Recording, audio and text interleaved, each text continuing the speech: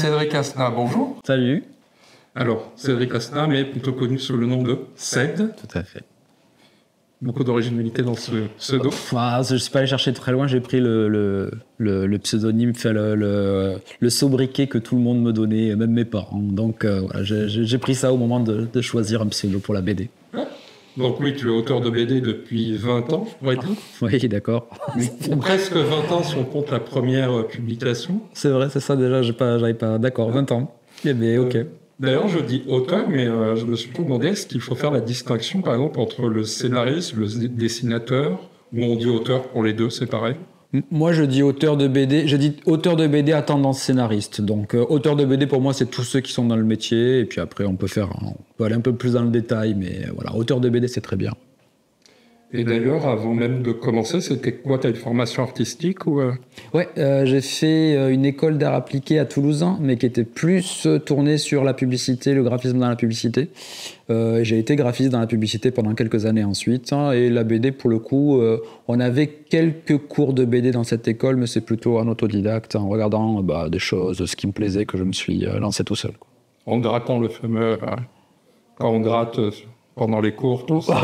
Oui, beaucoup. Après, comme c'était une école d'art appliqué, c'était autorisé. On avait le droit de gribouiller dans les marges, c'était même recommandé, ouais. Et ensuite, tu reviens à créer un blog. Ouais. Ton blog, où tu commences d'abord par des textes, mais après tu postes des dessins. En fait, le blog, ça s'est fait complètement... C'était pas du tout prévu pour devenir un blog BD. En gros, c'était l'époque où tout le monde faisait son blog. Moi, je faisais partie d'une troupe de théâtre à ce moment-là, d'improvisation. Et tout le monde... Alors, c'était encore avant la Brique, donc c'était la LUDI, c'est la Ligue d'improvisation de Rangueil, qui existe toujours, et qui est une ligue étudiante. Donc moi, je n'étais pas du tout étudiant quand j'ai mis les pieds là-bas, mais ils acceptaient un peu tout le monde. Et tout le monde avait son blog pour raconter sa vie, donc j'ai commencé. Puis au bout d'un moment, j'ai commencé à rajouter des dessins, et puis j'ai vu que ça commençait à prendre, et là, j'ai commencé à faire des BD dessus. Je me suis fait un peu connaître comme ça, quoi. Oui. D'ailleurs, on peut dire que c'était l'époque... Enfin, il y a eu une espèce de boom du blog BD. Du blog un peu en général, du blog BD encore plus parce que c'était plus facile à lire, plus immédiat. Mais c'était l'avant réseaux sociaux, quoi. Donc les gens qui s'ennuyaient au boulot, ils cherchaient des alternatives pour paresser. Oui. Et il n'y avait pas encore Facebook, Insta, tout ça, donc ils allaient sur les blogs. Ouais. J'ai eu la chance de commencer à ce moment-là. Ouais.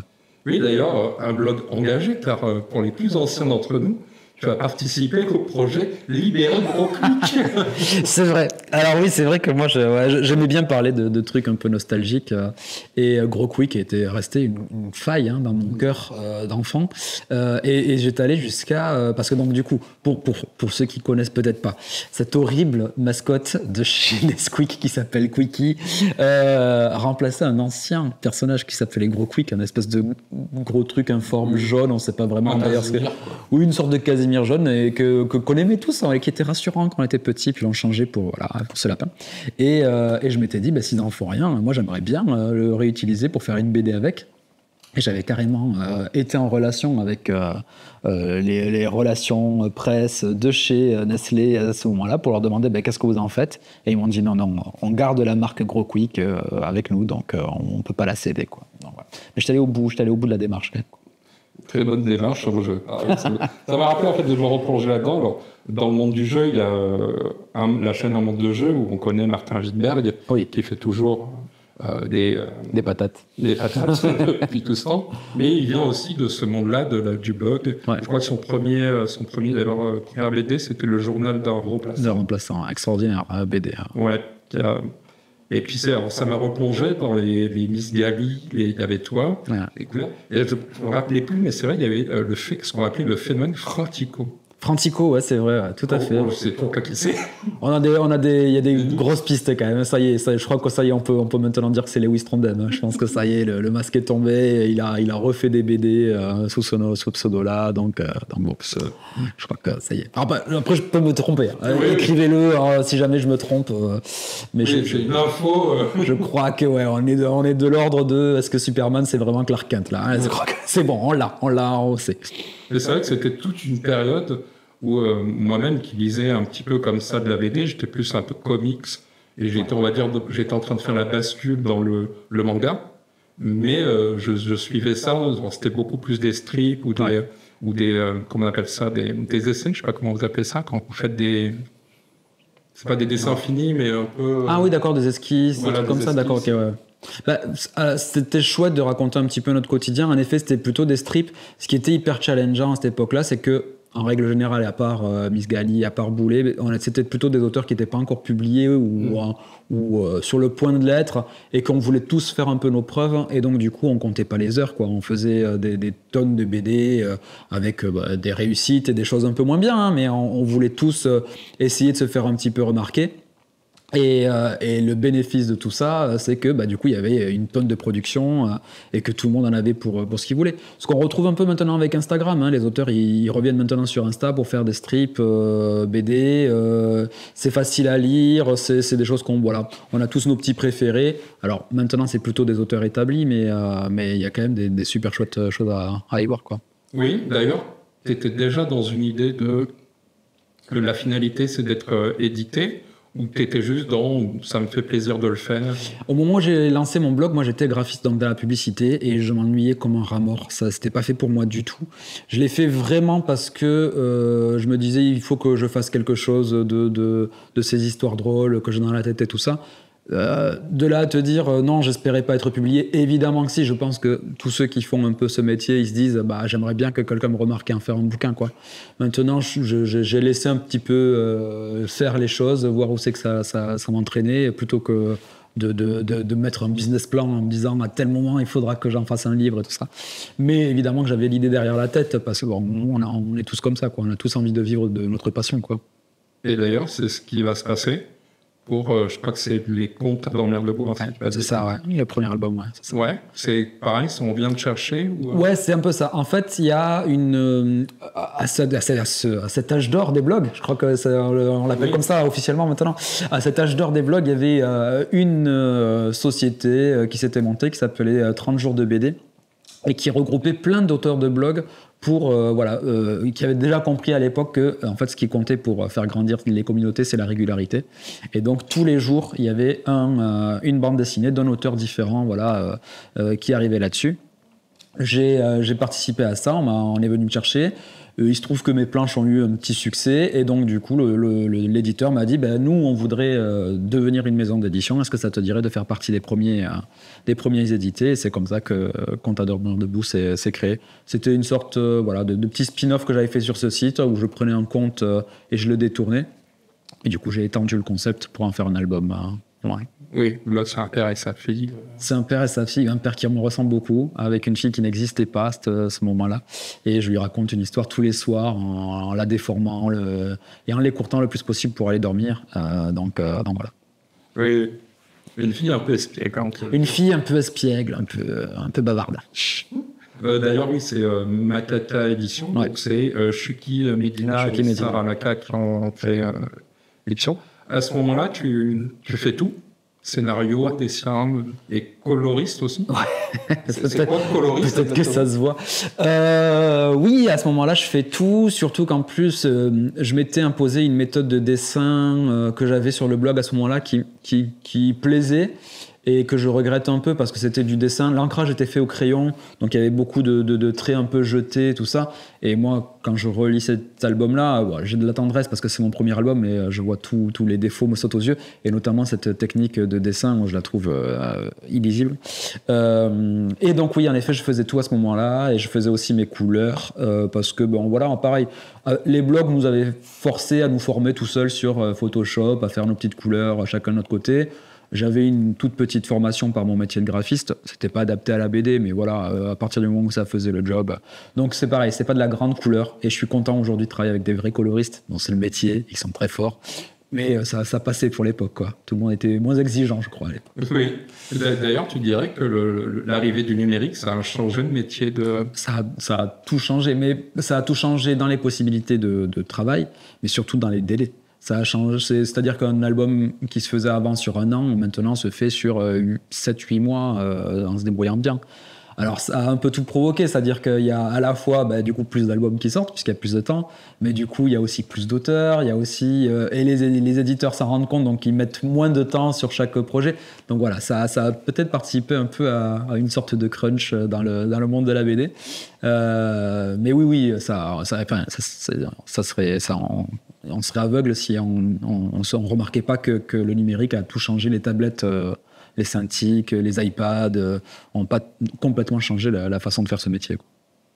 Et est-ce que tu te rappelles, donc on l'a dit, c'est combien je dis d'ailleurs, 2000... Non, n'en parlons pas. Donnons pas de date, restons flous sur les dates. Non, si, vas-y. C'est surtout, est-ce que tu te rappelles ce que tu as ressenti quand tu as reçu pour la première fois ton premier album?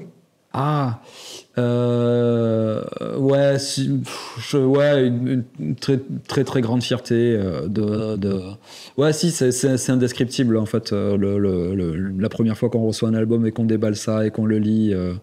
Ouais, c'est dingue. Après, bien sûr, il y a ouvrir l'album, regarder, se sentir imposteur comme jamais et se dire mais pourquoi, mon Dieu, pourquoi ils ont fait ça. Mais par contre, oui, sur le moment, ouais, c'est une très grande joie et que j'ai eu longtemps, qui s'est un peu tassé avec le temps. Maintenant, on le reçoit, on est content. Mais bon, il y a mes filles qui sont un peu plus contentes pour moi que je ne le suis parce que je suis devenu un peu blasé. Mais ce moment-là, ouais, c'était des grands moments. Ouais. Ouais, justement, quand tu dis blasé, est-ce que du coup tu trouves ton plaisir ailleurs en fait, quand tu fais ou quand tu reçois tes albums? De toute façon, moi je crois que mon moment préféré dans la création du BD, c'est pas quand le truc est finalisé, c'est quand je commence à parler du projet, quand je commence à l'imaginer, quand c'est une espèce de vaste champ des possibles. Il y a des auteurs qui, eux, sont pétrifiés par ça, en se disant je vais faire le mauvais choix. Moi, c'est mon moment préféré, le moment où on rassemble les idées, que ce soit tout seul, soit avec un dessinateur, soit un co-auteur, et ce moment-là. Donc au final, moi, le fait que l'album soit fini, c'est pas le moment le plus fort de la conception du livre. Après, il y a un truc que j'aime bien faire quand même malgré tout, c'est qu'une fois que tout a été validé, qu'on l'a relu, que le PDF a été validé, qu'il part chez l'imprimeur, je n'y pense même plus pour essayer de le relire quand je le reçois de la façon la plus neuve possible. Et souvent, il y a des petits défauts qui me sautent aux yeux, mais encore une fois, voilà, je pense qu'on est tous comme ça. Mais du coup, ça, voilà, pendant 4 mois, j'ai pas entendu parler de cette BD. Maintenant, je la relis avec un œil un peu plus, voilà, neuf dessus. Et donc, c'est un moment que j'aime bien. C'est plus de la grande joie comme avant, mais il y a quand même, il y a quand même un intérêt à le recevoir et à essayer de le relire comme si c'était un autre auteur qui l'avait fait, quoi. Oui, d'ailleurs, tu dis que tu as un œil un peu normal, critique sur ton travail quand tu reçois. Ce qui a changé maintenant, c'est les réseaux sociaux. Ouais. Est-ce que entre le début de ta carrière et maintenant, tu es, je sais pas, en attente ou tu as peur de la réception de ton travail par les gens, par le grand public? Pas trop. Alors, pour l'instant, j'ai eu la chance d'avoir des albums qui étaient plutôt bien reçus, que ce soit par la critique ou par les lecteurs. Alors, avec des degrés divers évidemment. J'ai commencé à avoir des mauvaises critiques à partir du moment où je me suis mis dans les parodies. Donc j'ai fait des parodies Marvelous, Star Wars et tout ça. Et je sais très bien que c'est des albums qui sont pas censés plaire à tout le monde. Et moi-même, il y a des parodies que j'aime pas. Et moi-même, j'avais un a priori avant de me lancer là-dedans en me disant c'est quand même des bouquins de feignants, quoi. On prend un univers, on le parodie et tout ça. Donc c'est le jeu, il n'y a pas de souci. Ceci dit, il y a quand même un petit bout de cœur de moi qui s'en va à chaque fois que je lis une très mauvaise critique sur un de mes bouquins parce que c'est du temps passé dessus, parce que souvent j'entends les critiques contre mes gags, mes scénarios, mes strips et tout ça. Je reçois moins les critiques contre les dessinateurs parce que malgré tout, même si c'est de la parodie, c'est des super artistes avec qui je travaille qui passent du temps dessus et donc à chaque fois ça me fait un petit peu mal au cœur. Mais est-ce que les réseaux sociaux n'ont pas trop changé ma façon de voir la façon dont mes bouquins sont reçus parce que c'était là dès le début, c'était là dès les blogs et même si les gens me parlaient directement et pas entre eux, voilà, s'il y avait des choses qui étaient pas ouf, les gens le disaient aussi, ou si quelqu'un trouvait quelque chose pas ouf et tout ça. Et moi je me souviens très tôt m'être dit c'est le jeu. Si je mets un bouquin en vente quelque part et que plein de gens vont le lire, il y en a forcément qui vont pas aimer. Ça veut pas dire que je suis pourri, ça veut pas dire que ce que j'ai fait est nul, ça veut pas dire non plus qu'il faut se fermer les yeux et se dire non, c'était bien. Voilà, il faut prendre un peu de tout, mais évidemment qu'il y a des gens qui vont réagir avec excès parce que c'est pas fait pour eux. D'autres au contraire qui vont adorer avec emphase, mais en vrai, c'est peut-être parce que voilà. Donc il faut arriver à faire le tri dans tout ça. Mais vraiment, avant les parodies, j'avais pas trop ce petit mal au cœur quand je lisais une mauvaise critique. Là, c'est plus dur. Voilà. Mais ça va, tout va bien quand même. Je me soigne. Oui, d'ailleurs, tu continues sur tes réseaux à proposer des strips. Là, je crois que j'en ai eu un avec Superman, il n'y a pas longtemps. Mode avion. En fait, ce qui s'est passé, c'est que l'année dernière... Alors, déjà, pendant le Covid, j'avais commencé à faire des petits strips comme ça sur Instagram qui étaient faits sur des bouts de craft que je prenais en photo et je les envoyais sur... voilà. Et avec de l'humour un peu plus noir ou absurde que ce que je m'autorise à faire en jeunesse d'habitude. Ça avait un peu pris. Et l'année dernière, je me suis rendu compte que j'étais dans une période un peu creuse. Par exemple, 2025, pour la première fois depuis mes 20 ans de carrière, je ne sors aucun album. Donc ça tombe très bien cette interview, hein, parce que je suis en plein actualité là. donc en 2025, je n'ai aucun album. Et je m'étais dit, je fais d'autres trucs évidemment, hein, je fais des trucs un peu plus en sous-marin et tout ça. Mais je m'étais dit, il ne faut pas que je me laisse dépérir, hein, je vais me forcer à faire, comme à l'époque des blogs, 2 strips par semaine, et je m'y tiens. Et donc j'ai fait 2 strips par semaine depuis le mois de mai de l'année dernière, et encore une fois, la régularité fonctionne, hein. J'ai gagné 10 000 personnes qui me suivent régulièrement, donc ça c'est super cool, avec encore une fois plein de retours, et des fois des gens qui me disent ce que tu as fait là, c'est un peu malaisant, ça me met mal à l'aise. Et du coup, j'apprends encore une fois avec les gens quand on me dit ça c'est drôle, mais ça va peut-être un peu trop loin. Donc voilà. Mais en fait, c'est un super laboratoire. À la fois, je m'amuse parce que je fais un humour où il n'y a aucun éditeur derrière qui me dit ça attention, ça non, voilà. Mais du coup, par contre, les gens qui me suivent sur Insta peut-être découvrent un peu mon véritable humour si on me laissait faire ce que je voulais, quoi. Voilà. Et de toute façon, je pense qu'on y reviendra là-dessus un peu plus tard. Je suis allé trop vite. Non, au contraire, c'est première collaboration, c'est Alcibiade et la Couronne du Roi. Ouais. Comment ça se passe justement cette première collaboration? Parce que là, tu faisais tout seul, et tout à coup, il faut travailler avec quelqu'un. C'est Frédéric, donc Frédéric Duprat, le scénariste, qui lui était entre guillemets, et je le salue d'ailleurs s'il tombe là-dessus, était mon mentor en BD. Lui, il avait fait des petits scénarios de BD pour l'Enfust Mag, peut-être pour Spirou, enfin des choses comme ça. Donc il avait un petit pied dans ce métier-là. Il était tombé sur moi grâce au blog. Il était toulousain, donc c'était pratique pour se rencontrer, travailler ensemble. Et il m'a un peu montré, il m'a donné les contacts, il m'a montré les rouages et tout ça. Et quand il y a eu cette petite collection de Chacarré, là, c'était chez Carabas, Oui.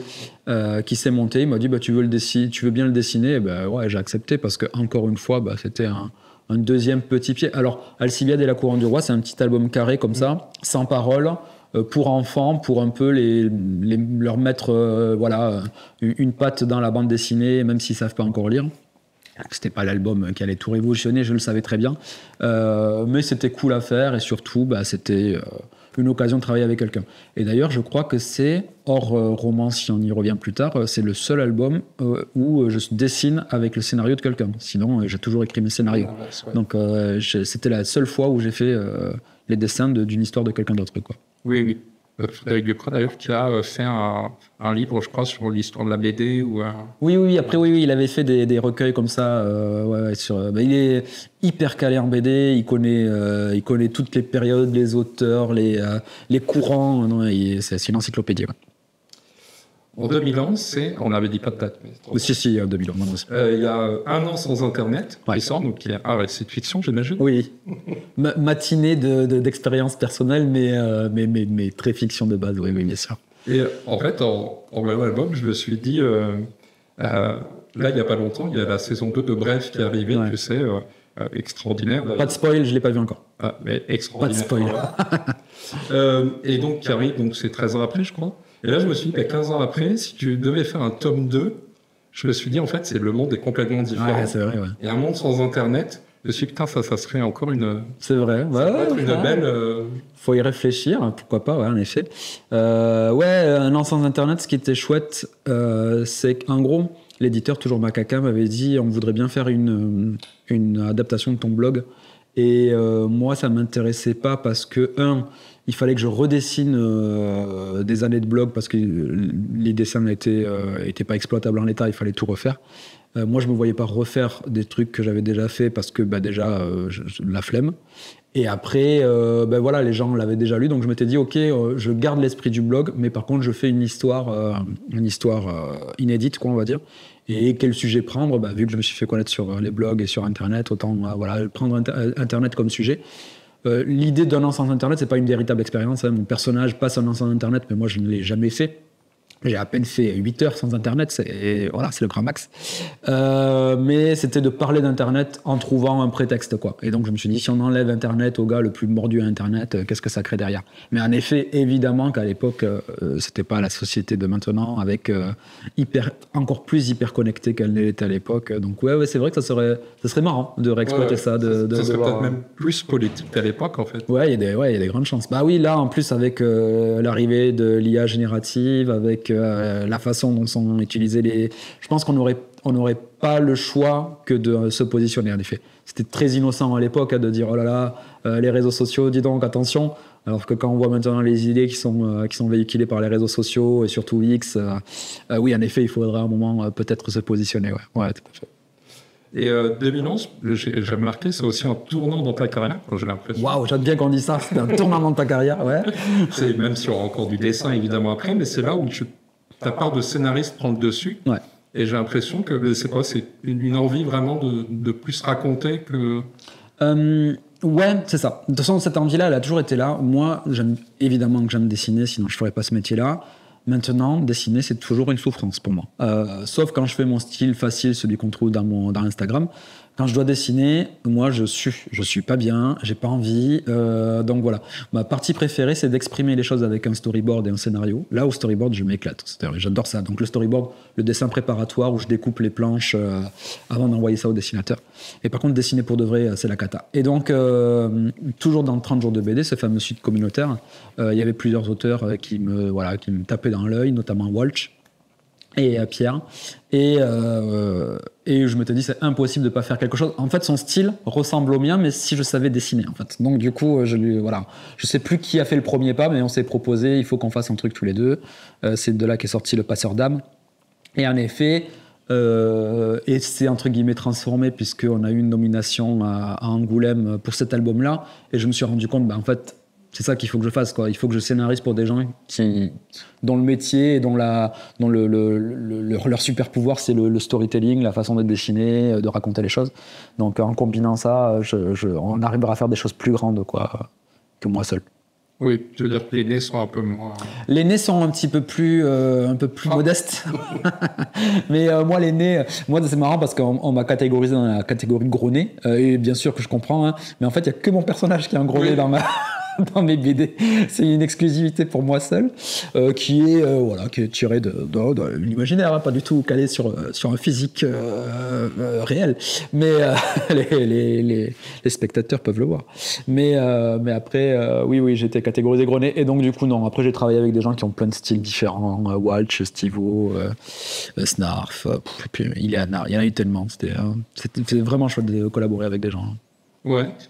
Donc, tu écris l'histoire, tu storyboard un peu. Ouais. Quelle est la place que tu laisses au dessinateur? Est-ce qu'il peut, lui, exprimer un peu de narration ou un peu de choses dans son dessin? Ça dépend des dessinateurs. Il y a des dessinateurs qui me font 100% confiance et qui suivent presque à la lettre mon storyboard. Il y en a d'autres. Là, en ce moment, je suis en train de travailler sur un album... pour les humanoïdes associés, avec MC au dessin et donc moi au scénario, qui est ma première histoire complètement adulte. Donc, c'est-à-dire que pour le coup, il n'y a absolument pas de jeunesse dedans, c'est un polar dans l'espace, donc rien à voir du tout. Donc, du coup, toujours ce petit syndrome de l'imposteur qui dit « Est-ce que tu es sûr que c'est ton métier ?» Donc, j'essaie de faire mes trucs et tout ça. Et MC, qui lui est beaucoup plus aguerri, il a déjà fait des albums de science-fiction, des choses un peu plus sérieuses que moi, retravaille mon storyboard derrière. Maintenant, Stivo, Walsh, Franz, Snarf, ce sont des auteurs qui ont plutôt pris mon storyboard tel quel, évidemment qui apportent leur touche dessus, mais qui l'ont plutôt suivi. C'est vraiment au choix des dessinateurs. La BD, c'est qu'une histoire d'aller-retour de toute façon. Donc moi, quand je fais mon scénario et mon storyboard est quand même plutôt détaillé. Je l'envoie au dessinateur, il fait ses trucs. Par exemple, Gorobé, avec qui j'ai fait plusieurs BD, va faire ses petits retours, ses petites retouches. Il me les renvoie. généralement c'est mieux que ce que j'ai fait, donc je dis oui. Et puis après, on fait que des allers-retours comme ça.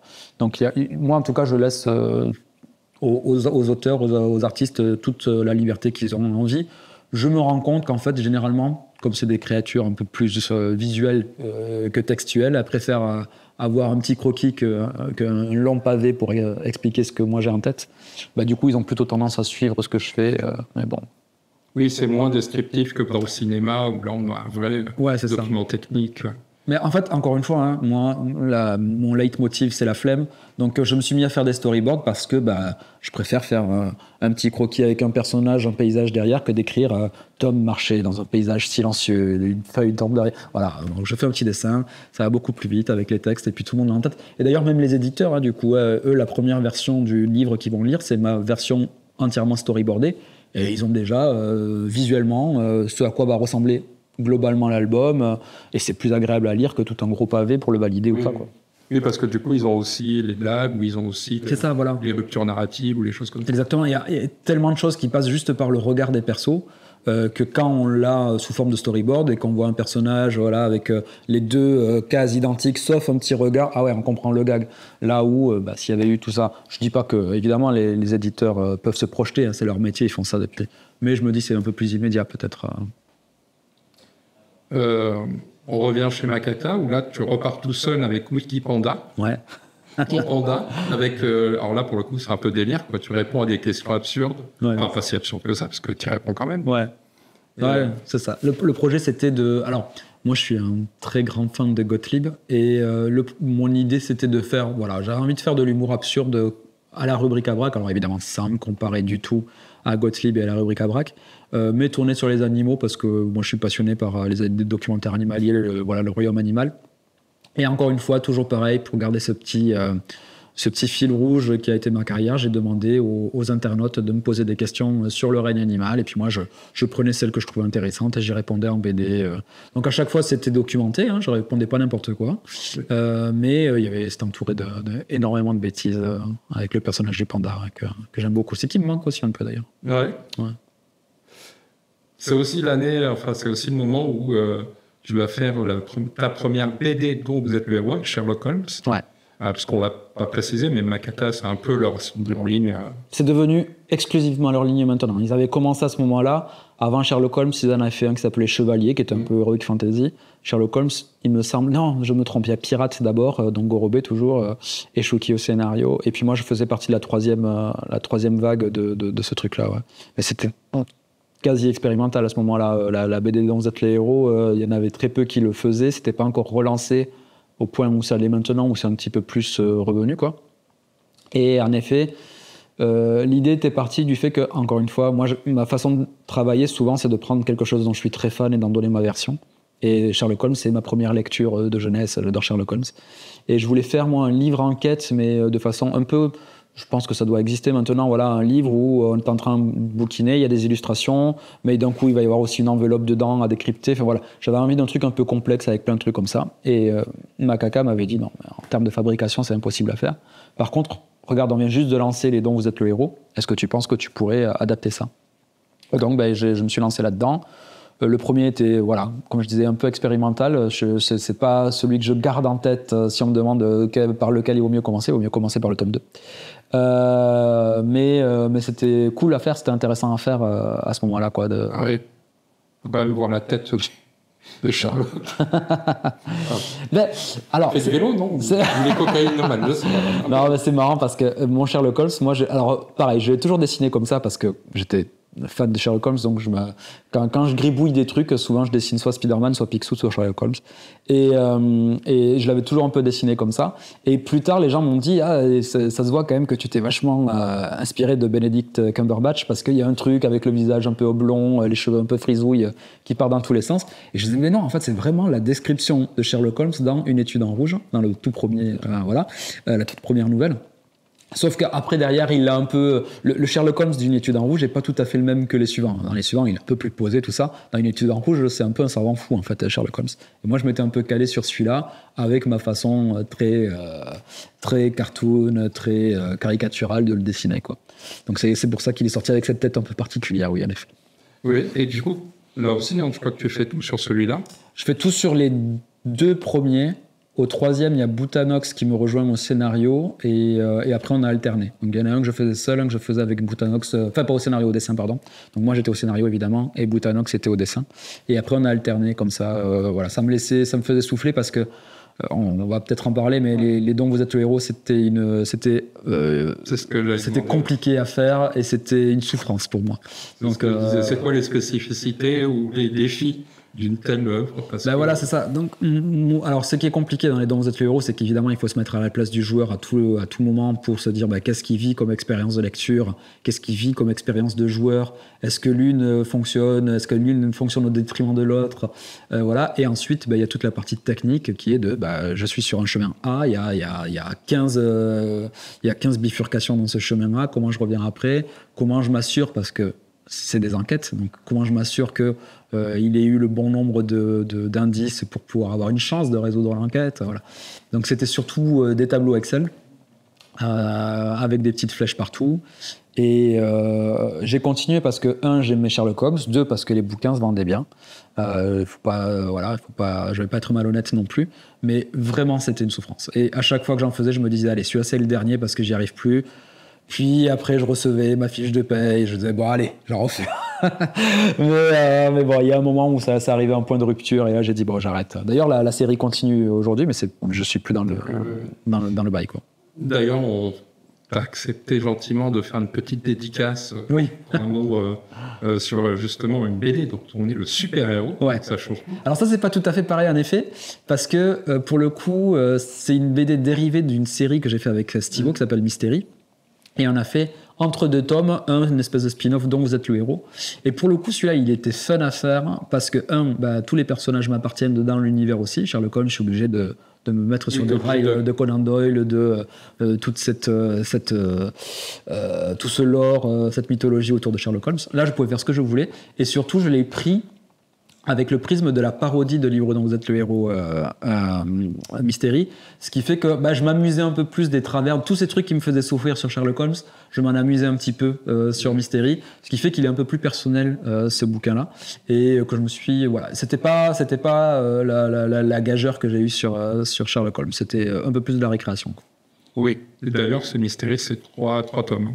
Mystery, 3 tomes, plus le spin-off dont vous êtes le héros, donc ouais.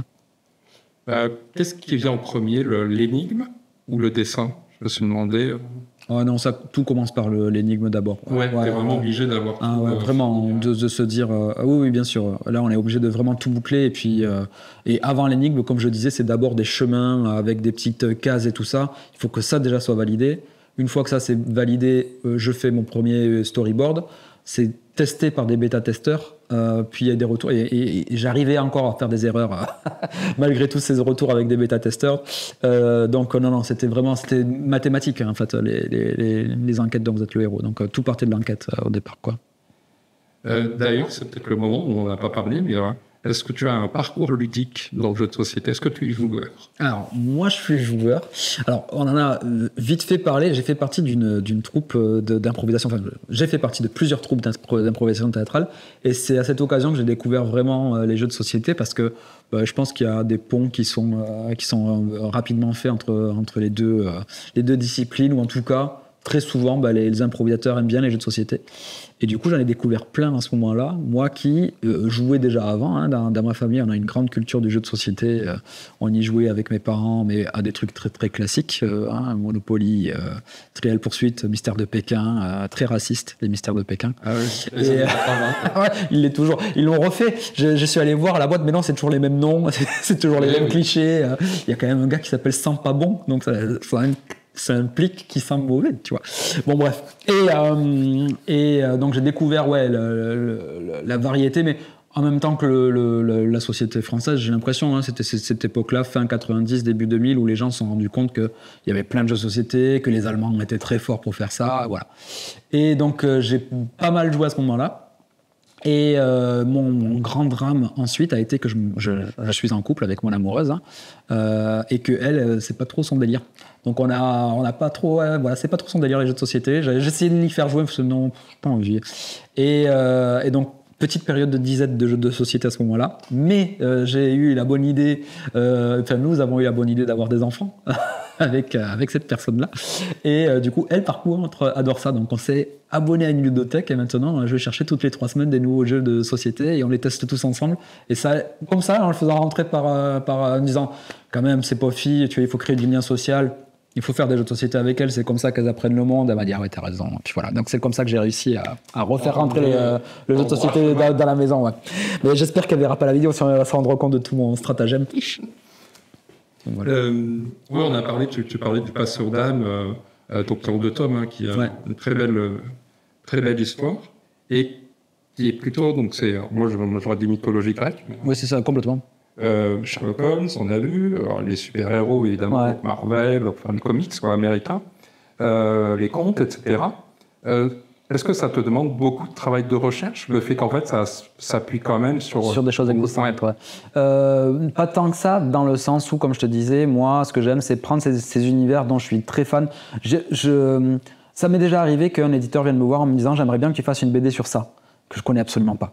Et j'ai deux solutions. Soit je passe une semaine à lire tout ce qu'il y a dessus, à essayer de le digérer, à en faire un bouquin, soit je dis non. Et là, je dis non parce que ma façon de faire, c'est, en tout cas, la mienne, et je comprends très bien qu'il y a d'autres auteurs qui eux, auraient plutôt fait le choix de la documentation, mais c'est qu'il faut que je prenne des choses que j'aime à l'origine, même si je les connais pas parfaitement, à ce moment-là, je me documente, mais en tout cas, il faut que je prenne des choses que j'aime, sur lesquelles je m'appuie, et après que je me donne ma version.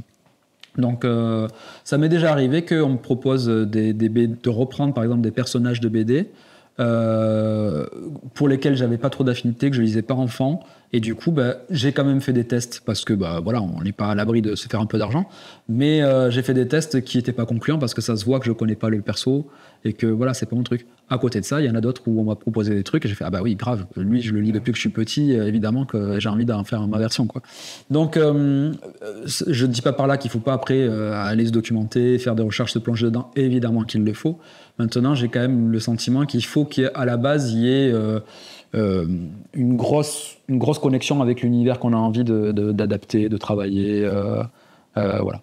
Ma façon de faire, en tout cas, c'est celle-là. Mais je conçois qu'il y en a plein d'autres. Oui, d'ailleurs, tu parlais du tas d'improvisation. Et je me suis demandé si ça t'aider ou à créer tes personnages, en fait. Ah, complètement. Ouais, complètement. Donc oui, il y a beaucoup de passerelles entre la BD et le théâtre d'improvisation, dans les deux sens. Donc sur scène, je vais faire des trucs très visuels parce que je pense un peu BD dans ma tête, voilà. Et par contre, oui, en effet, quand j'écris mes BD, je fais toutes mes voix de personnages à voix haute pour voir si ça fonctionne. Oui, il y a énormément. Et à un tel point où j'y fais plus attention maintenant. Cette passerelle-là, ces connexions, elles se font de façon un peu naturelle, sans que je me dise, tiens, j'étais en train d'écrire et d'un coup, qu'est-ce que je fais debout en train de jouer à la scène? C'est parce que c'est venu tout seul et que voilà, En plus, ma partenaire, ma chérie, qui n'aime pas les jeux de société, a quand même le bon goût de faire de l'improvisation théâtrale avec moi. Donc, il n'est pas impossible que je lui demande, attends, vas-y, viens, je te donne la réplique, tu me réponds, on va voir si ça marche, puis voilà, quoi. Donc oui, il y a énormément de passerelles là-dedans. Oui, d'ailleurs, quand tu te retrouvais sur scène à la Comédie de Toulouse. Ouais. Tous les mois, dans la troupe du trio d'impro, voilà. Ouais. Scène de Toulouse. J'adore. C'est vrai? Ah ouais, cool. C'est mon théâtre fétiche. Ah ben moi aussi, mais c'est parce que c'est eux qui me payent. Mais sinon, oui. Non, si, bien sûr, c'est une super salle. Hein, et tourner vraiment vers la comédie, d'où le nom. Il y a des super trucs, il y a même des super trucs jeunesse. Il y a des super pièces pour les enfants. Non, c'est cool. Et puis nous, on est très heureux. Des merdeurs aussi. Ouais. Non, on est très heureux à la Comédie, on est très content de faire de l'impro là-bas, on fait plein de formats. Et ce que je râle souvent quand je rencontre des artistes, des humoristes qui viennent sur la Comédie, c'est qu'en général, après, ils finissent au Casino Barrière. Oui. Et moi, j'apprécie moins la scène parce que un peu plus grand, un peu moins personnel. La Comédie a quand même ce côté proximité. Ouais, complètement. Et je trouve que quand t'as quelqu'un qui est sur la scène, on voit de l'énergie, on la ressent tout de suite. Enfin, il y a, un ressenti qui, pour moi, est supérieur aux autres grandes scènes. C'est ce qui est chouette avec les théâtres à l'italienne, comme est la Comédie, donc théâtre à l'italienne, petit théâtre de rangée, un balcon au fond. C'est que cette énergie, c'est une salle qui accueille 300 personnes, mais à partir de 100 personnes, on a l'impression déjà que la Comédie est pleine parce qu'il y a vraiment un retour de la part du public. Donc nous, on est très très heureux à la Comédie. Oui, moi je l'ai ouvreuse, j'espère que ça se dit encore, mais les personnes qui nous mettent, tout le monde est gentil, enfin bon, c'est formidable. un vrai bonheur. Donc, sur le site de la Comédie, vous trouvez Chercher le trio d'impro. Voilà, toutes nos dates. Quasiment une fois par mois. Tous les mois. Et tu as fait aussi des matchs d'impro? Alors, j'ai fait des matchs d'impro. J'ai commencé par là, quand je parlais de la Ludi avant la Ligue. La Ligue universitaire, on faisait quasiment exclusivement que des matchs d'impro. Après, on s'en est un peu éloigné parce qu'on avait un peu le sentiment d'avoir fait tout le tour. Et surtout, les matchs sont très codifiés au point où on a un peu moins de liberté. Il y a des vraies règles. Un petit peu moins, du coup, de liberté pour faire de l'impro. Mais on y revient. D'ailleurs, en parlant de la Comédie, on reçoit une super équipe québécoise qui s'appelle la LICA et qui vont faire un match d'impro avec nous le 16 mai à la Comédie. Donc voilà. C'est ça. D'ailleurs, ça vient de là-bas, je crois. Ça vient complètement de là-bas. Parce que c'est quasiment du hockey. Enfin, c'est ça. Une représentation théâtralisée. C'est ça. Et du coup, je me dis, peut-être qu'en fait, parce que moi, la Ludi, j'ai été balancer quelques chaussettes. Ah, peut-être que j'ai pris des chaussettes sur la tête. Ouais, c'est très possible. Voilà. Vous irez vous renseigner pour savoir pourquoi. Justement, quand on parle de narration, donc comme tu es scénariste, il y a tout ça aussi. Et je me suis demandé si tu faisais un lien entre la narration quand tu racontes ton histoire sur la BD, quand tu es sur scène, parce que forcément tu racontes aussi quelque chose, et dans le jeu de société. Est-ce que tu feras un parallèle ou pas? Est-ce que tu y vois une forme de narration quand on fait une partie? Ouais, je pense que oui. Je pense qu'on est tous, de toute façon, un peu biberonnés au même format d'histoire. Alors, voilà, évidemment qu'il y en a pas qu'une, mais il y a ce fameux monomythe, donc le voyage du héros qu'on connaît tous, avec situation initiale, éléments perturbateurs, voilà. Donc on l'a tous en tête et il y a quand même on retrouve ce genre de choses dans les jeux vidéo. Et en tout cas, moi, quand je l'ai choisi justement à la ludothèque, je choisis des jeux vidéo, mais je voulais dire jeux de société, mais évidemment que jeux vidéo encore plus. Je choisis des jeux de société, en effet, qui racontent une histoire. Voilà, j'aime bien qu'il y ait un contexte, j'aime bien qu'il y ait une histoire, parce que je sais aussi que ça va parler à mes filles. Et en effet, alors il y a des jeux de société évidemment purement stratégiques qui vont juste dire il faut passer tel pion à tel pion, et encore que il y en a beaucoup aussi qui rajoutent un lore autour de tout ça, un semblant de mythologie, d'histoire et tout ça. Mais oui, je pense que ça se trouve aussi dans le jeu de société, sans être expert. En effet, j'ai plusieurs exemples qui me viennent en tête où on nous place dans un contexte et on nous dit, voilà, vous devez accomplir tel truc pour arriver à ça. On voit bien qu'au final, c'est un enrobage, mais c'est un enrobage qui maintient l'intérêt, quoi. Donc ouais, tout à fait, ouais. Il peut y avoir des passerelles. Oui. D'ailleurs, on parle d'intérêt, c'est ce qu'on peut appeler le rythme ou le tempo. Toi, comment tu gères ça dans une œuvre? Parce que j'ai l'impression qu'une BD, peut-être tu vas me contredire, mais j'ai l'impression que c'est un élément fini, c'est formaté. C'est-à-dire qu'il y a un certain nombre de pages, plus ou moins, j'imagine, pour un album. Tu peux pas faire 400 pages parce que tout à coup, tu as plein d'idées. Du coup, comment tu gères ça, ce tempo, ce rythme? Le nombre de pages d'une BD, c'est vrai que c'est dur à définir, mais on le sait un peu quand on se lance dans la BD. On sait à peu près de combien de pages on va avoir besoin. Ça arrive que des fois on dépasse et qu'on me demande est-ce que je peux avoir une rallonge de tel truc et que mon 64 pages devienne à 96. Ça m'est déjà arrivé. Donc ce genre de choses peut arriver. Mais c'est vrai qu'on a une sorte de tempo un peu en tête. Et après, moi, c'est pour ça que j'adore le storyboard, parce que c'est à ce moment-là que ces choses-là se décident. Qu'on va dérouler sa BD, se rendre compte que je suis trop long de 5 pages, donc je devais faire en 64, j'en suis à 69, comment je fais? Est-ce que dans mes pages d'avant il n'y avait pas des trucs qui n'étaient pas nécessaires? Donc on va couper, voilà, c'est du brouillon en fait le storyboard, et c'est ça qui me passionne, moi. Et après, est-ce qu'il y a une sorte de tempo, de nombre de scènes un peu obligatoire et tout ça? Pas consciemment, en tout cas. On se dit pas, allez, on part sur une BD, il y a 14 scènes et puis on y va. Là où, en ce moment, je commence à travailler un peu dans le dessin animé, où là, pour le coup, oui. Là, dans le dessin animé, on nous dit, il y aura 11 scènes, vous vous débrouillez pour qu'il y ait le climax qui soit à la scène numéro 8, qu'il y a le troisième acte commence à la scène numéro 9. J'exagère à peine, mais on est beaucoup plus codifié que dans la bande dessinée. Et dans la bande dessinée, moi, ce fameux moment du storyboard, je l'adore aussi parce que c'est à ce moment-là que je me dis, est-ce que c'est pas un peu trop convenu là ce que j'ai écrit, et du coup comment on peut le péter? Et avec on parlait tout à l'heure hors caméra, on parlait de Kid Toussaint, donc le scénariste de Elle, J'écris avec lui j'ai écrit, on a déjà fini, le prochain tome du Marsupilami. On est la prochaine équipe du Marsupilami. Quand je parlais de personnages que je... On a le droit de dire ça ? C'est la première fois que je le dis. On verra. On verra bien. On a eu une idée d'histoire, on a commencé à écrire, et puis on s'est dit, c'est pas mal, mais la grosse scène de fin qu'on voulait, vas-y, on la met au milieu. Et comme ça nous oblige à monter encore plus les enjeux pour la fin, quoi.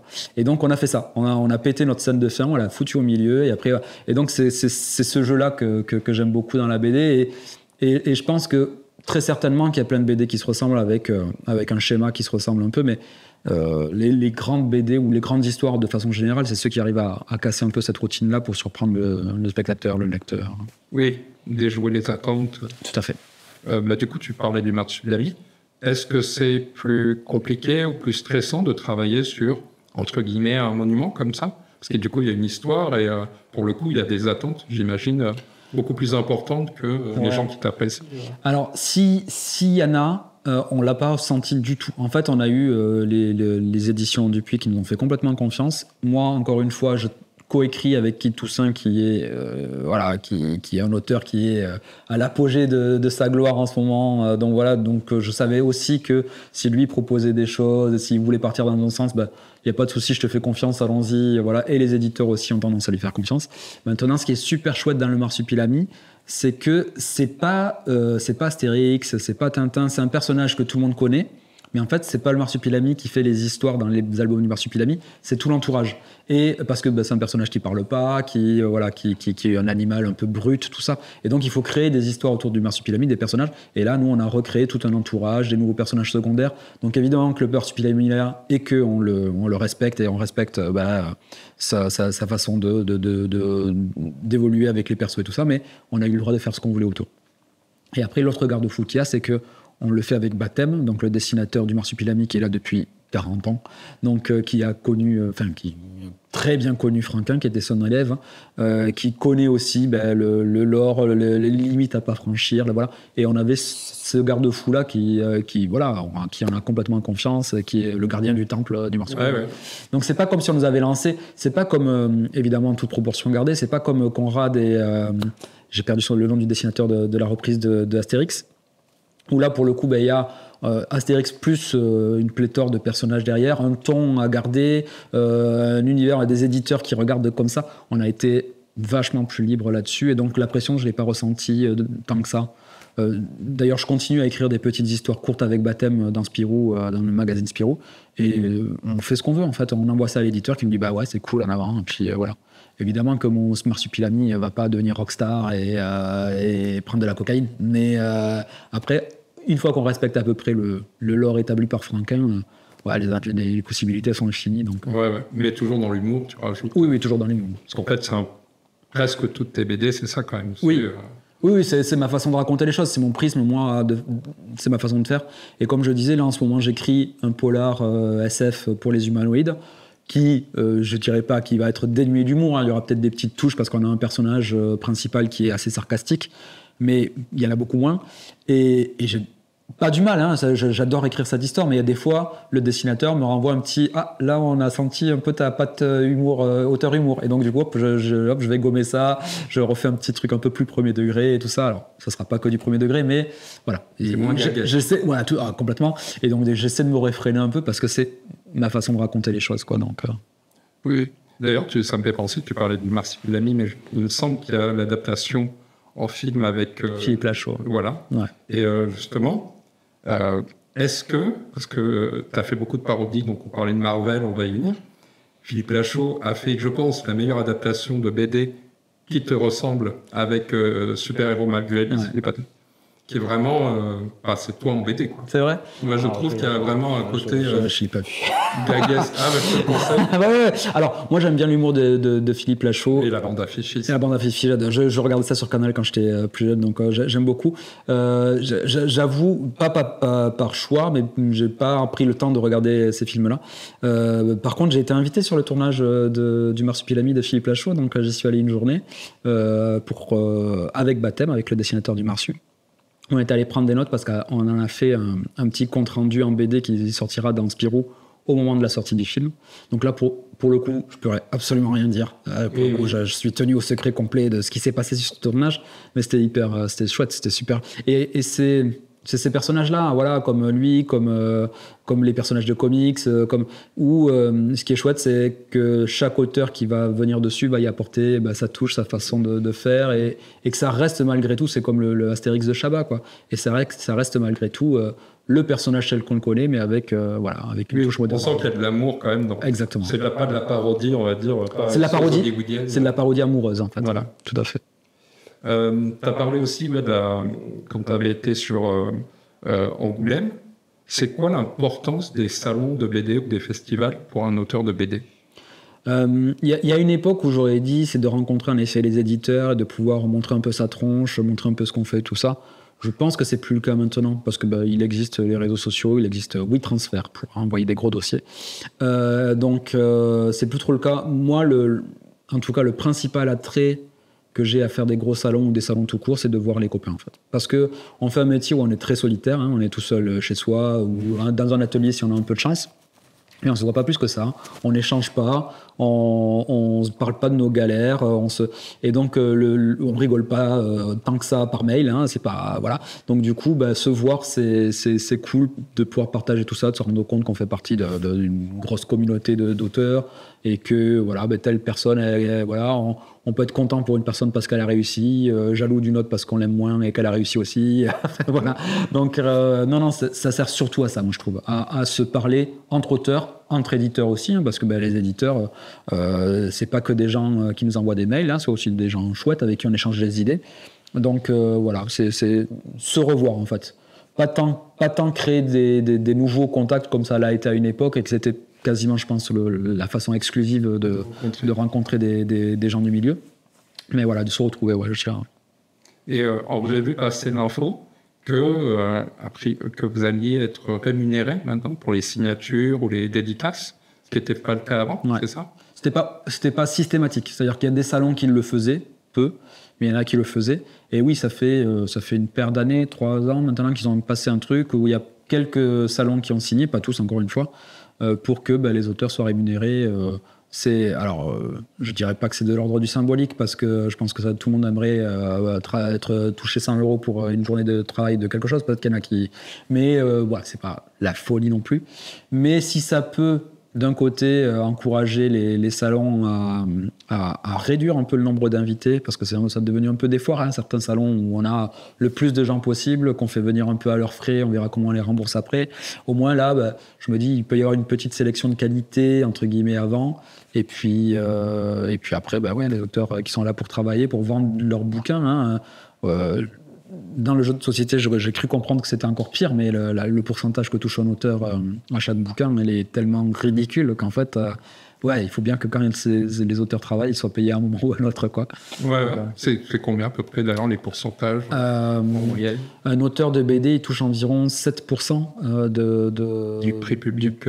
Après, il y a des paliers, j'ai 7, 8, 10, suivant le nombre de milliers d'exemplaires que personne n'atteint. Et sachant que c'est par livre, c'est-à-dire que quand un auteur quand la partie créative touche 8% du prix de vente d'un livre, il le partage s'ils sont 2 dessus, il le partage s'il y a un coloriste aussi, des fois le coloriste est payé à la pige, mais des fois non. Donc c'est ridicule. Donc s'il y a des moments où on fait la promo d'un livre et que on alimente tout un système de libraires, d'éditeurs, c'est cool quand même de toucher un petit quelque chose, quoi. Oui, et d'ailleurs, parce que nous, dans le monde du jeu, c'est un peu un sujet où on aime bien voir c'est quoi un succès. Dans le monde de la BD, c'est quoi un succès ? À partir de combien d'albums vendus on peut estimer je parle pas des méga succès. Oui, là c'est stratosphérique. Voilà. Je crois qu'aujourd'hui, un éditeur est content quand il a vendu 5000 albums. Donc, sachant qu'il y a quelques temps, c'était pas ça du tout. Maintenant, en fait, il y a une telle profusion d'albums que quand on arrive à 5000, 6000, qu'on arrive à la première édition, qui sont généralement à ces alentours-là, on commence à être content. Est-ce que l'auteur derrière, il touchera plus de... Parce que vous savez, je dis, mais en fait, je parle de vous. Les auteurs sont payés en avance sur droit. Donc, c'est-à-dire que quand on est payé, quand on touche notre salaire pour faire notre BD, En vrai, on a une dette envers l'éditeur qui doit rattraper d'abord ce volume de vente avant de continuer à nous payer. Ce volume de vente étant généralement autour de 5 000, 6 000, un truc comme ça. Ça dépend des fois, évidemment, mais voilà. Et donc, du coup, ce qui fait qu'on ne reçoit jamais la suite de ça, puisque ça décolle rarement. Les albums restent un mois, si on a de la chance, dans les étagères des libraires. Et après, ça en vont parce qu'il y a, je crois, 20-25 nouveautés par jour qui sortent dans la BD. Donc, c'est hyper dur de vivre dans tout ça, quoi.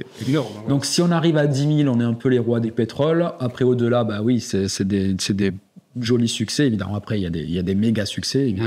Oui, il y a les plus connus, quoi, la note du Astérix. Mais pas que. Tout à l'heure, on parlait de Kit Toussaint qui a fait des super beaux succès avec des nouveautés, pas des reprises, pas des Animal Jack.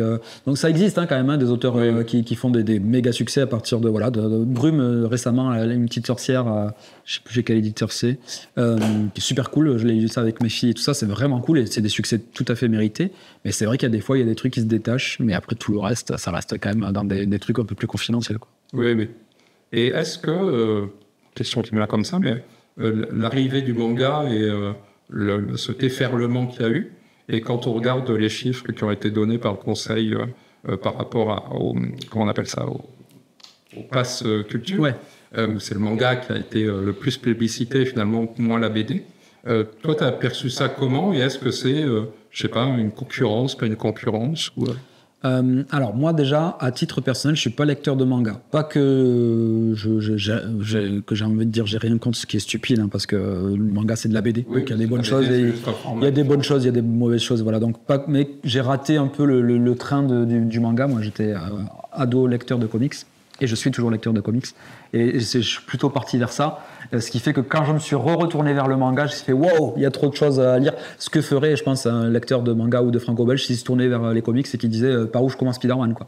Donc voilà. Donc moi j'ai raté ce train-là. J'ai lu quelques trucs évidemment, du Taniguchi, des trucs comme ça, des trucs super cool. Mais j'ai raté le manga. Pour ce qui est du métier, moi je suis à peu près persuadé que les lecteurs de manga, c'est pas des gens qui ont été volés aux franco-belges ou aux comics, c'est juste des gens qui ont une autre appréciation de la BD, et encore que, bien évidemment, des gens qui lisent de tout. Mais je pense que les gamins qui sont mordus de manga, de toute façon, ne seraient pas trop allés vers un Kid Paddle, ne seraient pas trop allés vers un Lucky Luke. Voilà, c'est ce format-là qu'ils cherchaient, et tant mieux qu'il y ait eu ça. Moi, de toute façon, je trouve que tout ce qui fait lire les gens est bon à prendre. Donc ça me va très bien. Et je déplore si jamais on sortait les mangas. Je ne sais pas si ça a été fait déjà ou si ça en passe d'être fait, que le pass culture soit très... le recentrer. Mais je trouverais ça vraiment très dommage que les gamins arrêtent ou lisent moins de mangas parce qu'on leur a enlevé ce petit pan de culture-là avec le pass culture, quoi. Donc non, moi j'ai jamais senti ça comme une concurrence déloyale. C'est super cool si ça peut faire lire des gens. C'est de la culture, c'est de la littérature. Donc non, c'est cool que les gens le lisent. Je n'étais pas persuadé de toute façon qu'un lecteur de manga aguerri serait dit je choisis entre Ced ou les mangas, donc je vais prendre les mangas. Bon, je pense que jamais ils ont regardé Ced et c'est pas grave et tout va bien, quoi. Dans les circuits de vente, il y a les librairies, du coup. On sait que maintenant, il y a des librairies spécialisées manga, mais spécialisées BD. Notamment à Toulouse, on a une des plus grandes, il me semble. Je ne sais plus comment le Contour du rêve. Ouais, qui est une des plus grandes d'Europe, il me semble. Ah ouais, d'accord, waouh. Ouais, parce que maintenant, ils ont... Et ouais, ils ont plusieurs pôles maintenant, comics. Et comment, toi, tu perçois ça, et c'est quoi les circuits les plus intéressants c'est Amazon, c'est les grandes surfaces spécialisées culture, Fnac. Ouais, moi, je pense que je suis à un niveau de vente où je reste plus intéressant dans les librairies spécialisées, parce que je suis pas un vendeur de best-sellers qui, eux, doivent faire, je pense, en effet, plus leur bille dans les grandes surfaces et tout ça. Moi, évidemment, ma préférence personnelle ira toujours aux librairies spécialisées parce que c'est des gens qui connaissent de quoi ils parlent et qui peuvent orienter vers des trucs un peu moins connus et tout ça. Et il y a une époque où je n'existais que comme ça, que par le conseil de libraires spécialisés qui aimaient bien ce que j'avais pu faire. Voilà. Je pense que ça dépend du niveau de quel est ton volume de vente. Moi, je continue à préférer de très loin les librairies spécialisées. Hein. Et le comptoir du Rêve Comics, ça a ma préférence, même si moi, je ne vends pas là-bas, mais par contre, je vais acheter beaucoup là-bas. Beaucoup de comics. Oui, beaucoup de comics. Oui. D'ailleurs, c'est cette passion qui t'a fait arriver sur les Marvelous, etc. Oui, complètement. Ouais, bien sûr. Quand Jungle, tout à l'heure j'en parlais, là, quand j'ai dit des fois on vient me chercher pour un univers qui n'est pas le mien et je dis non.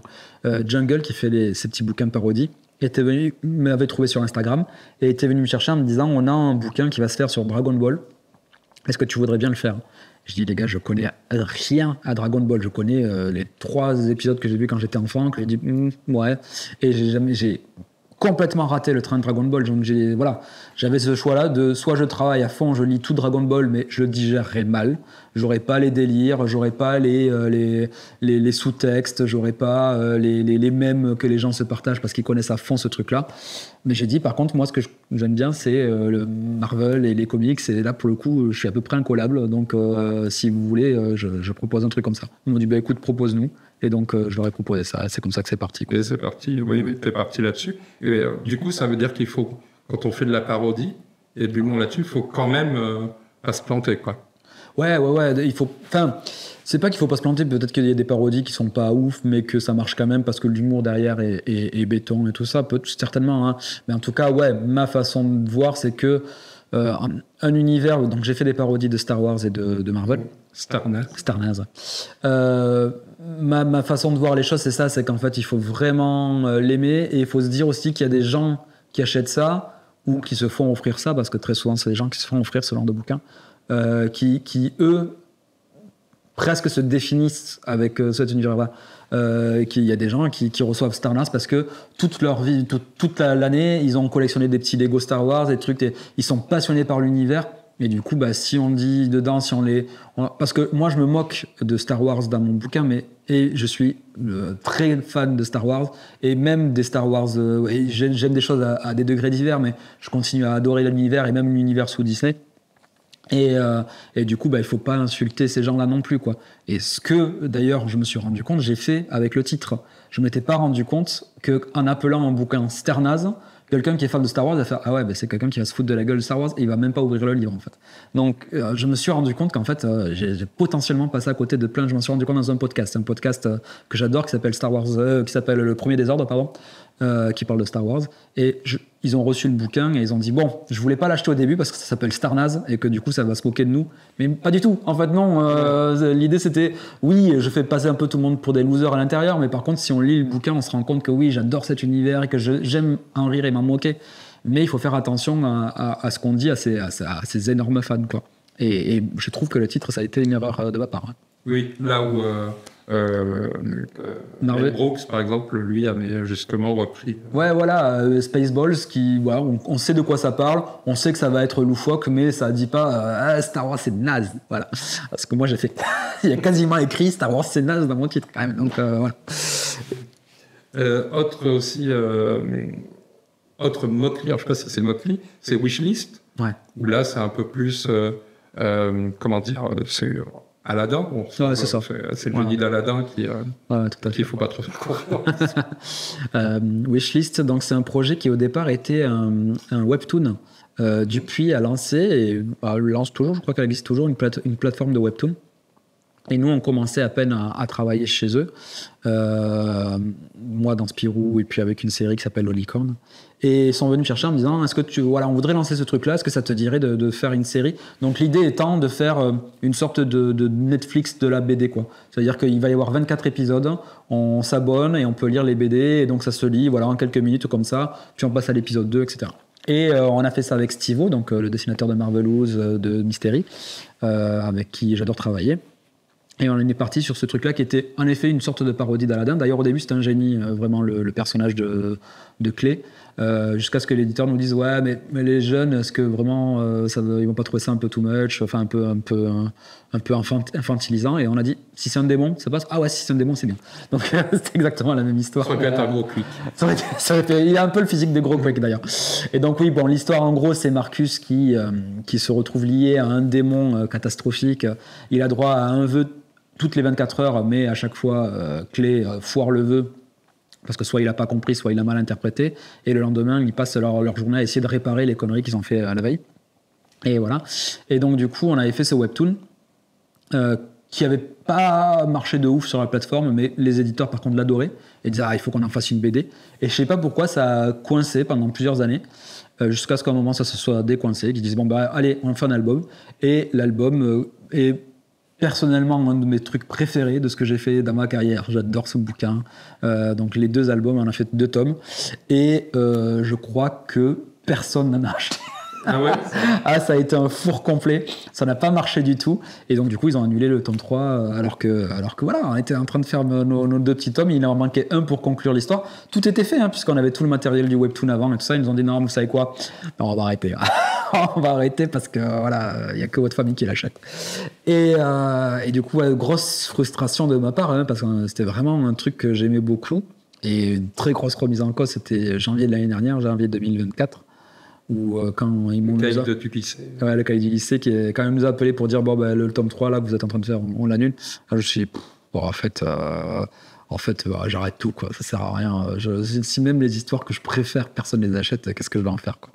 Et donc ça a été un petit moment dark dans ma vie wishlist, mais on a les droits, on a récupéré les droits. Si un jour quelqu'un veut relancer la suite de Wishlist ou reprendre tout le début ou faire un film de Wishlist avec Keanu Reeves, on peut le faire, on a les droits, il passe par moi directement. Oui, il serait en fait presque la parodie de c'est Witchcraft, je crois, la version, il a la même version mais c'est horreur. Ah oui, c'est vrai, d'accord. Ouais, ah, okay. Chaque vœu tourne mal, quoi. C'est pas bon. D'accord, ok. Ça me fait penser, oui, que tu disais que tu as récupéré les droits. Comment ça marche sur les séries, justement, qui s'arrêtent? Tu récupères les droits systématiquement ou pas forcément? Non, pas forcément. L'éditeur peut décider de... Les droits sont à 50-50 entre l'éditeur et les auteurs. Si une série s'arrête, il y a évidemment des contrats, il y a des clauses et tout ça. Je sais qu'à partir d'un certain nombre d'années, on peut demander à récupérer les droits, voilà.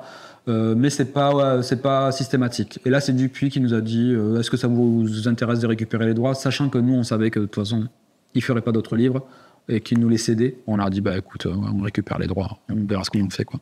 On a cherché un éditeur pour sortir le tome 3, mais tout le monde nous a dit, et je les comprends tout à fait.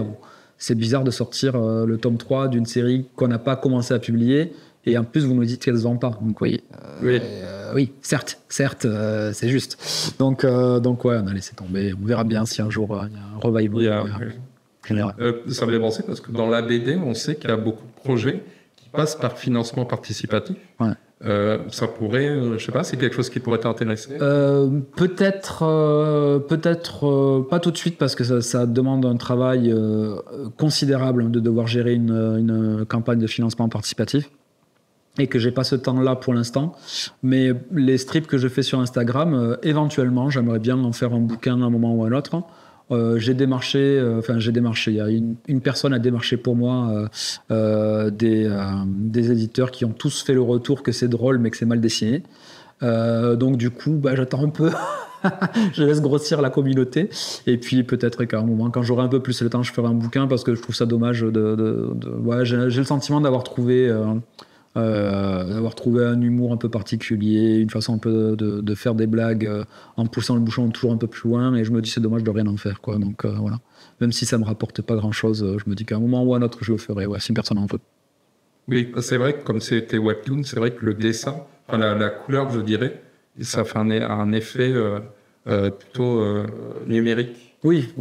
Ah, puis il y a l'autre truc, et quand je dis que les maisons d'édition ont dit que j'ai dessiné mal, c'est pas tout à fait ça, c'est que j'ai un dessin qui reste quand même, on sent le côté jeunesse derrière quoi.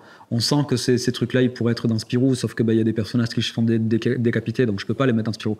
Mais du coup, on voit qu'il y a une dichotomie entre l'absurde ou le gore dans lequel je vais et le dessin qui reste quand même gentil à côté. Donc je comprends complètement, j'en veux à personne de me dire non, ça rentre pas dans nos lignes édito.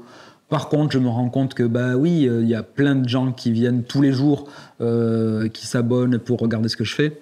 Donc je me dis, il y a peut-être moyen d'en faire quelque chose. Mais bon, c'est pas la priorité. Ouais. Pour l'instant, surtout ça m'amuse. Je fais ça sans personne qui me dit quoi faire, sans ficelle, sans rien. Et puis voilà, quand c'est cool, je me félicite. Vraiment, ce qui m'arrive rarement. Donc quand c'est bien et que ça marche, je me dis c'est cool, j'ai fait un truc bien. Quand ça marche moins bien, je me dis écoute, je ferai mieux la prochaine fois, quoi. Et puis voilà. Oui, d'ailleurs, tu parlais de la différence entre le propos, le fond et le dessin, du coup. Ouais. C'est important, cette adéquation entre, si c'est de l'humour, il faut que ce soit un certain genre de dessin. Je pense que ça l'est, ouais. Je pense que et d'ailleurs, c'est une sorte de chose un peu magique, un peu chimique, qu'il faut arriver à trouver, que je suis pas certain d'avoir trouvé à chaque fois. Parce que, peut-être qu'il y a certains projets qui se sont un peu cassés la gueule parce que c'était pas le bon dessinateur au bon moment, ou avec le bon style, ou avec le... voilà. Et j'aime à penser que c'est les éditeurs qui ont un peu plus de recul et qui sont capables de faire ces associations-là, et voilà. Mais c'est quelque chose qui est, je pense, primordial en fait, pour qu'un bouquin trouve son public et plaise, qu'au premier coup d'œil on se rende compte, c'est dans ce style-là que c'est fait, ça va me raconter ce genre d'histoire. On parlait de Brume tout à l'heure, la petite sorcière, là, le dessin colle mais tellement idéalement au style de l'histoire, qui est l'histoire jeunesse, à la fois avec un petit côté un peu grinçant des fois derrière, tout est réuni et ils ont trouvé l'alchimie qu'il fallait à ce moment-là. Et moi, peut-être qu'il y a certains bouquins où je ne l'ai pas encore complètement, mais soit je me trompe, peut-être que c'est complètement le cas. Mais en tout cas, on est tous à la recherche de ça, quoi. On est tous à la recherche de cette association parfaite entre la façon d'écrire, parce que j'ai pas le même style d'écriture pour tout le monde aussi, quoi. Donc, est-ce qu'il y a des fois où si j'écrivais de façon un peu plus différente pour un auteur, ou que lui, il adoptait un style un tout petit peu plus différent pour un truc, voilà, c'est des choses qui se trouvent par tâtons, malheureusement.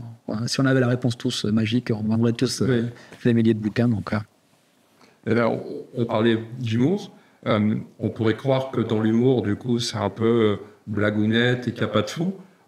Si on prend le licorne, par exemple, il y a quand même un fond derrière, il y a un propos.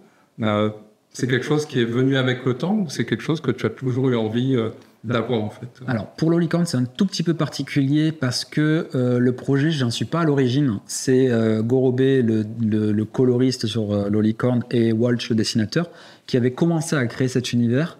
Et eux, pour le coup, c'était la base du truc, c'était on veut parler de racisme. On veut parler de racisme. Là, c'est tourné dans Lolicorne entre les beaux et les moches. Sauf qu'ils n'arrivaient pas trop à articuler une histoire autour de ça, ils ne savaient pas trop comment la faire.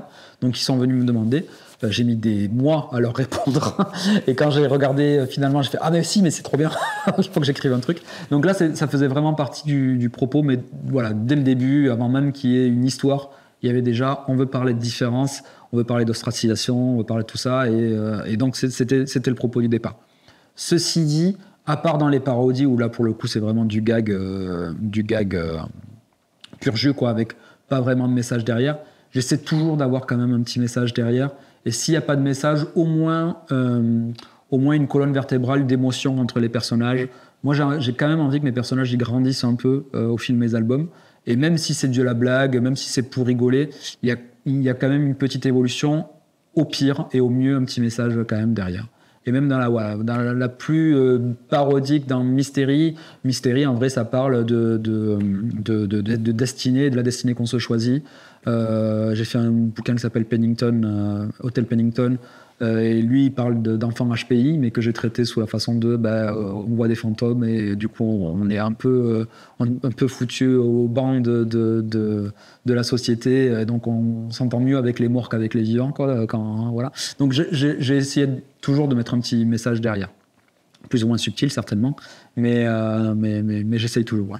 Oui, Hôtel Pennington qui est avec Ileana. Ileana, autrice roumaine incroyable, qui faisait ses dessins, enfin qui fait toujours ses dessins en couleur directe. Donc elle, pour le coup, avec sa planche, de l'aquarelle, du pastel, et puis c'est des trucs. J'en ai un dans mon salon qui est incroyable. Ah oui. Oui, tu parlais de faire évoluer tes personnages, donc les arcs narratifs. Ouais. Comment on gère ça de tome en tome, en fait? Est-ce qu'il faut repartir à chaque fois d'un point à zéro? Parce qu'on parle de la dramaturgie, donc il y a forcément, on disait tout à l'heure, le fameux intro, élément déclencheur, etc. Ça dépend des projets, ça dépend de quel est qu'est-ce qu'on a voulu faire avec ce bouquin-là. Moi, j'avoue que j'aime bien, en effet, ne pas repartir à zéro quand je reprends un tome 2. Et d'ailleurs, des fois, ça a été source de conflits avec des éditeurs. J'ai fait un bouquin qui s'appelait Lily Sparrow contre l'apocalypse avec Franz chez Macaca. Et je me souviens que quand le tome 2 est arrivé, j'avais envie que le personnage, on est dans un monde apocalyptique où toutes les apocalypses ont eu lieu. Donc il y a eu une météorite, il y a eu les robots qui ont pris le pouvoir, les zombies aussi. Voilà, il s'est tout passé. Le monde moderne. Voilà, c'est vrai que ouais. Et là-dedans, il y a une petite fille qui est née dans ce monde-là et qui du coup s'est complètement adaptée et qui aide les gens qui eux ont connu le monde d'avant et qui galèrent un peu plus quoi. Et dans le tome 2, je voulais qu'elle grandisse un peu, mais rien, de quelques mois. Mais genre, dans le premier tome, il faut qu'elle continue à faire sa sieste l'après-midi, parce que sinon elle est grognon. Et dans le tome 2, j'ai dit, ça, c'est bon, on l'a traité. Et non, on veut qu'elle soit exactement comme le premier et tout ça. Bon, c'est pas la seule raison qui a fait que le livre s'est pas fait, mais en tout cas, moi, ça m'a un peu frustré de me dire, mais moi, j'aime pas que mes personnages, ils repartent du premier. Ceci dit, je me mets à la place de l'éditeur qui dit, chaque bouquin peut être le premier de quelqu'un. Donc, quelqu'un peut très bien commencer par le tome 2 et il faut pas qu'il soit largué en se disant oh là là, j'ai raté tout un pan de l'histoire, de l'évolution du perso qui est dans le tome. Donc, il faut arriver à jongler entre ces deux éléments-là. C'est pas tout le temps facile. Moi, je suis plutôt team faisant évoluer les persos, n'ayons pas peur de ça, et puis voilà. Oui. Il y a, je crois, si je dis pas de bêtises, j'ai vu que les auteurs je pense que c'est littérature, mais peut-être que la BD aussi, vont avoir accès en temps réel cette année au chiffre d'affaires aux ventes. Quoi. Ah, ok. Je ne sais pas si tu es au courant de...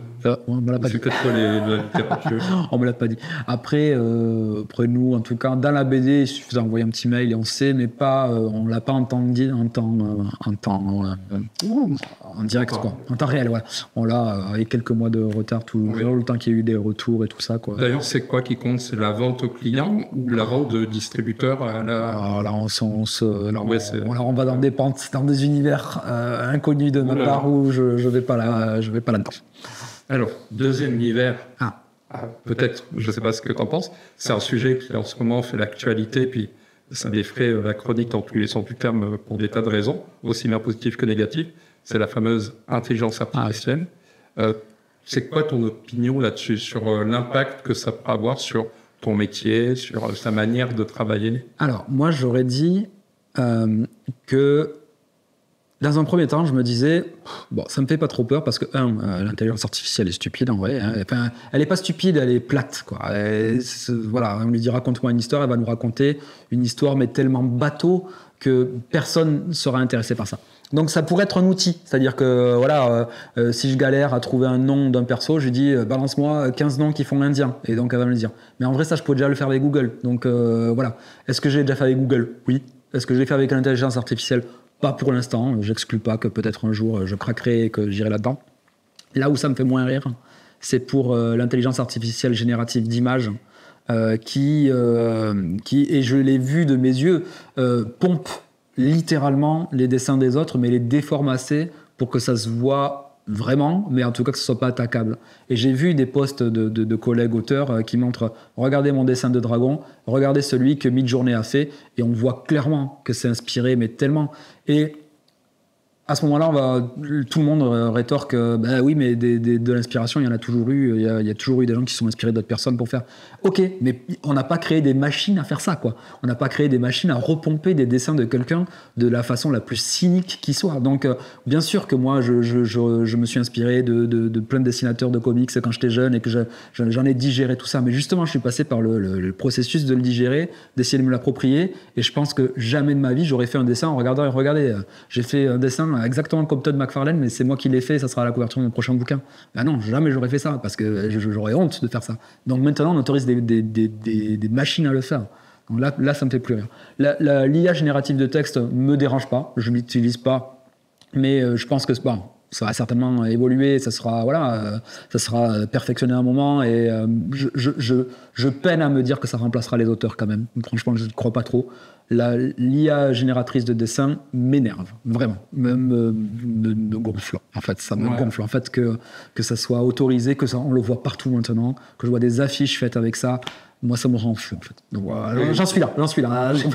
J'ai pas encore digéré ma colère là-dessus, mais ça me rend fou. Et puis, en plus de ça, l'autre truc qui m'énerve encore plus, c'est la façon dont des gens s'en servent pour arnaquer d'autres gens. Les brouteurs sur Internet qui tentent par tous les moyens d'arnaquer des gens.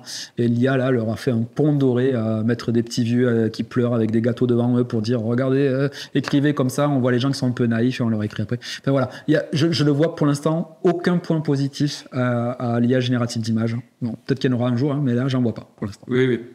Est-ce que ça t'inquiète, le fait que ça pourrait... je sais pas, devenir pour certains éditeurs une façon peut-être de générer un album ou... À moyen terme, non, parce que j'ai l'impression qu'on a à peu près tous ce discours-là pour l'instant, et même dans le milieu de l'édition. À long terme, elle est là, la technologie a été inventée, elle va pas se désinventer, et les gens vont faire que s'adapter. Donc est-ce que à terme il n'y a pas un jour où un dessinateur mort ne pourra plus, du coup, par le fait, dessiner, puisque le décès généralement fait qu'on ne peut plus dessiner, qu'il y a quelqu'un qui va dire, vous savez quoi, on peut le faire quand même en refaisant la façon. Voilà. Il y a Frank Miller est mort, mince, j'aimerais bien faire un Dark Knight 4, on va le faire. Est-ce que ça pourrait pas arriver? Je me dis, ça pourrait arriver ça. Et ça m'inquiète pour le coup. Oui, c'est vrai qu'il faudrait prévoir dans les contrats.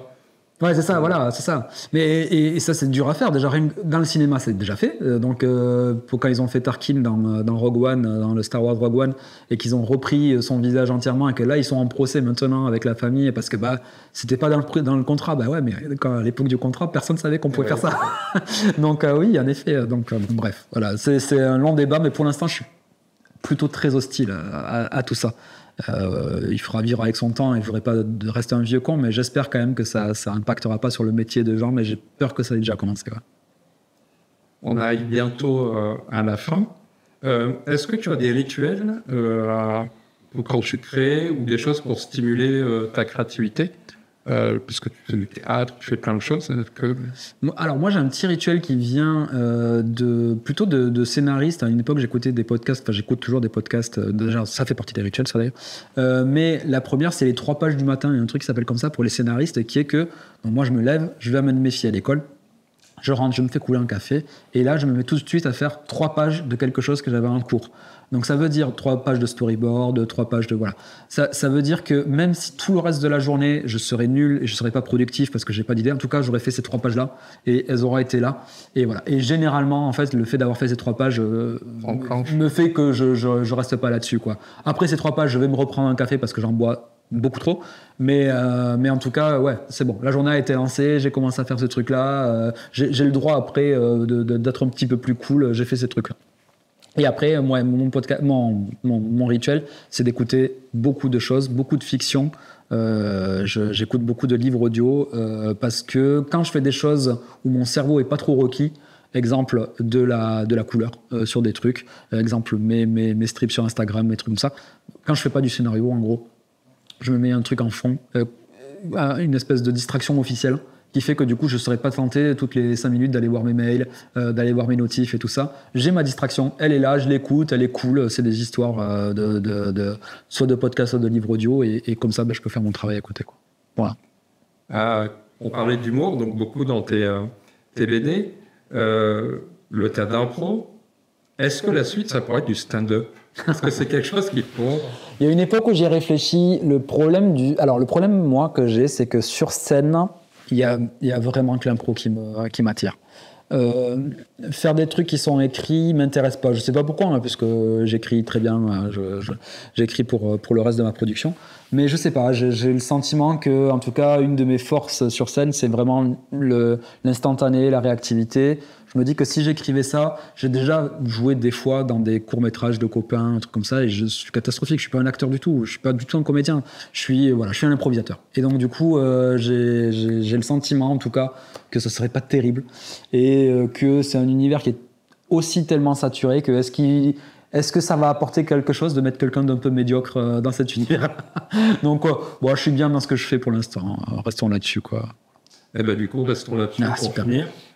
Non, mais encore une dernière. Ah, mais vas-y. Ah, j'ai failli partir. C'est quoi la suite, du coup, les prochains projets? Alors, moi, j'avais noté, tu disais, il y a rien en 2025, moi, j'avais noté Punkette et Poupoune.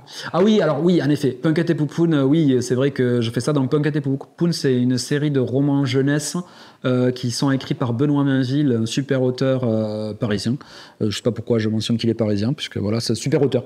Et dont je suis l'illustrateur. Donc oui, en effet, je dessine pour cette série de romans, mais c'est pas quelque chose qui vient de moi. C'est pas moi qui scénarise, c'est pas moi qui suis à l'idée. J'adore faire ce truc-là, il y a aucun souci. Mais disons que c'est moins personnel que le reste de mes bouquins. Donc en effet, il y a un Punkette et Poupoune qui sort bientôt là. Ouais, bientôt.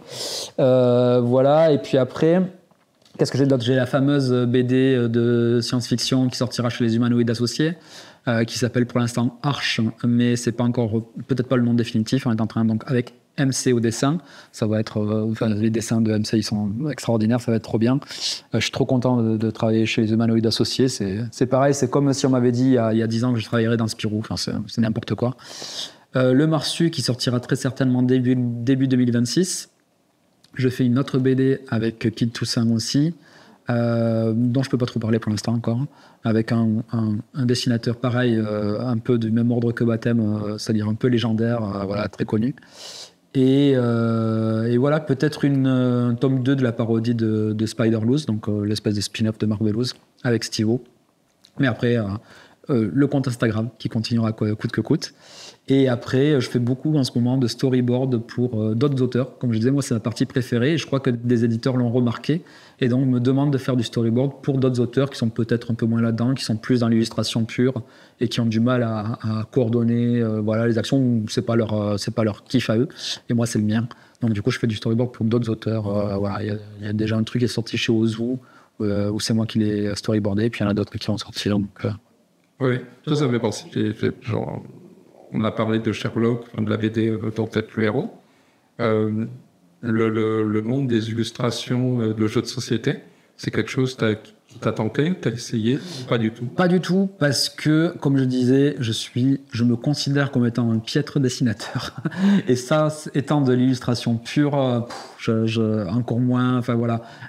Au moins Punkette et Poupoune, bon, je fais du mieux que je peux et je livre les meilleures illustrations que je peux, mais au moins il y a une narration derrière qui me tient, qui me donne envie de le faire. Sur un jeu de société où ça sera juste des illustrations comme ça plaquées, je trouve que j'aurais pas une plus-value extraordinaire à proposer. Steve-O en fait beaucoup, donc le dessinateur de Wishlist, de Marvelous et tout ça. Il en fait beaucoup. À chaque fois que je vais à la ludothèque, je vois des dessins à lui partout. Gorobé en fait aussi. Mais voilà, moi j'avoue que je suis illustrateur là pour ces romans jeunesse parce qu'on me l'a demandé, que c'est cool, que les deux héroïnes font tellement passer à mes filles que je pouvais pas ne pas le faire.